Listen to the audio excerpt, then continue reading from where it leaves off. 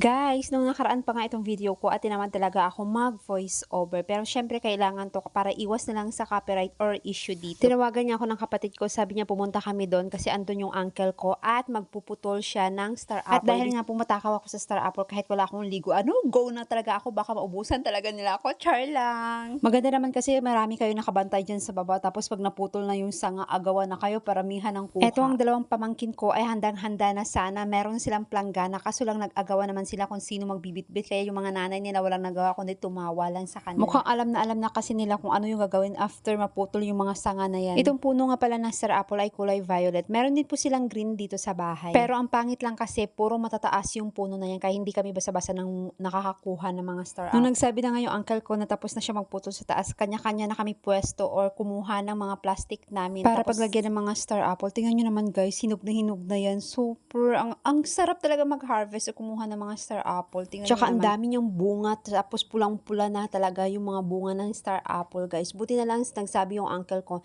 na puputulin niya na lang yung sanga kasi syempre nga ang daming bunga, sayang din naman pag hindi nakuha yan kasi nga hindi kami nakakaakyat kasi mataas lang siya na puno tapos walang sanga masyado, doon lang sa taas talaga, kaya kailangan talagang putulin. Tingnan nyo guys, kinikilig talaga ako, ang dami kong nakuha dyan, halos lahat kami, merong mga sako, merong mga plastic. Hindi nga po namin naubos kunin yung mga bunga na yan kasi punong-puno na yung mga plastic na. Kaya yung ginawa na lang namin, nagtawag na lang kami kung sino yung gustong kumuha ng star apple kasi ang dami din naman kasing langgam guys, ang dami niyang langgam, yung kulay pula na nangagat na masakit. Kaya hindi pwede magdahan-dahan sa pagkuha, kailangan talaga mabilisan kasi nga masakit yung mga langgam. Pero nga kahit maraming langgam, hindi pa rin ako nagpapigil, marami pa rin akong kinuha. Tingnan nyo yung pagka-violet niya guys, ang ganda. Hindi nga naubos ni uncle putulin yung mga sanga, meron pang natira.